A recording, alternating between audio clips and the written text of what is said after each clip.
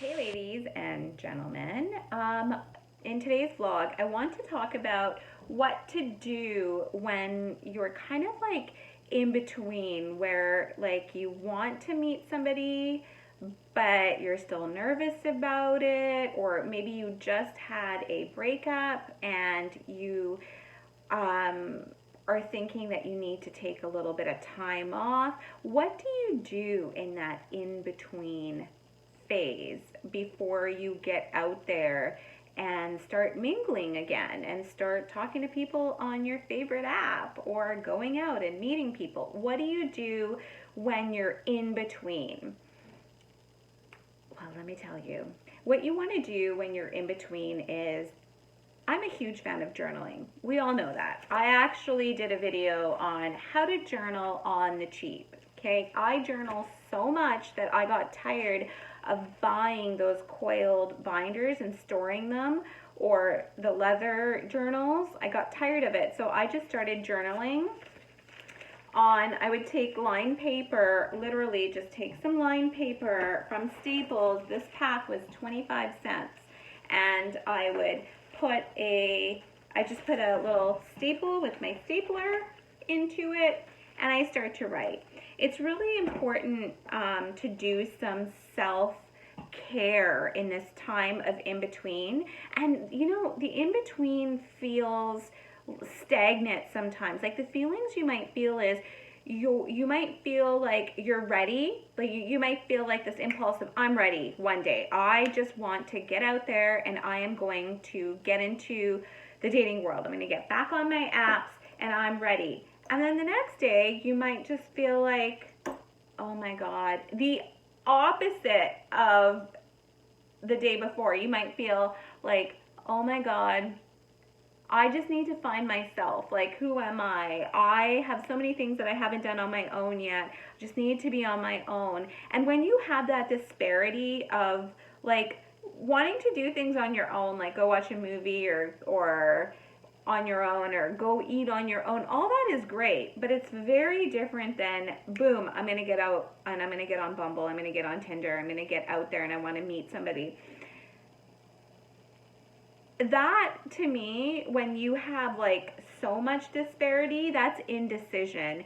And when you're in a place of indecision, it's not a good idea to date. I just wouldn't do it, because you are going to attract the wrong type of people. You need to be in the right vibration. So what do you do in between? In between, do the things that will make you feel more of a man or a woman. And if that means going to a movie by yourself, go to a movie by yourself. Do those things that are out of habit for you. Habits ruin us. Like, I every single day of my life for the last, I would say, 7 or 8 years, I have broken habits. I have done at least one thing that is so different for me. And this year, what I started doing, because I'm not in the in-between phase. I'm kind of like having fun. I'm going to do another vlog on how to just have fun when you're dating. Everybody takes it so seriously, but that's another topic, another vlog or blog, whatever. But I also, the way I find my balance is I'm also doing something completely different for me, which is doing high-strung yang, go, go, go, CrossFit style of training. And I'm actually training. I've got my son training at the place I train too. So for the first time ever, we're training together. And I am in such bad shape right now. I'm getting better. I've been there for a month and a half, almost 2 months now. And I'm in such bad shape right now that I'm always coming in last. So it's very humbling, because I am competitive, but it's been extremely a humbling experience. And I didn't give up. I gave myself keep going for 3 months. I've got one more month to go now, month and a half or so, and I'm doing it. And I hate the workouts. They're so difficult, and they're really, sometimes I'm just like, do I really need to do this? Does my body need this type of like pain and torture? But you know, it's all in the mind. And for me, that is something I did as self-care. So do spend a lot of time internally and externally. Do for yourself those things that nobody else is going to do for you. No one can lose weight for you or make sure you're lean and fit. No one can give you confidence. No one can do that. Do those things for you. And if it's like for me, it's my beauty regime. I am putting my oils on my face every day. I am, and which I don't, I get like lazy. My toner on my face. Not even lazy, I just didn't care enough because everything else was important. So what I've been doing in this in-between time is embracing my yin energy and just being more feminine and embracing the feminine side. A lot of the vlogs that you're going to see that I've been posting for the last like couple of weeks have been, oh my gosh, I need to become more feminine, more silent, more yin, more observant, softer. I need to embrace that. It's got a place in my life. So find what it is that is important to you. I had no idea that my femininity would become the most important thing to me. And it's cool because I've given myself that time to reflect and understand my femininity. I have also become more feminine. So I've grown. So don't only think about what you want to do, act towards it. Now, how did I begin acting towards becoming more feminine?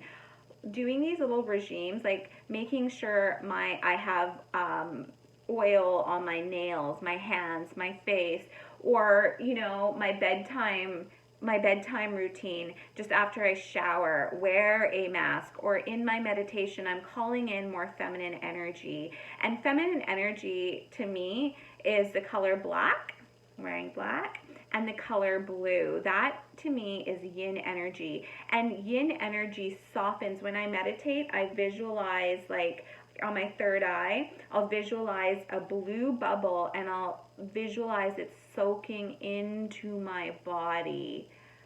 Oh, I can feel it now. And it's so gorgeous. And the way I know I'm in yin energy is you're going to feel a cooling effect on your body. But I'll talk about yin and yang.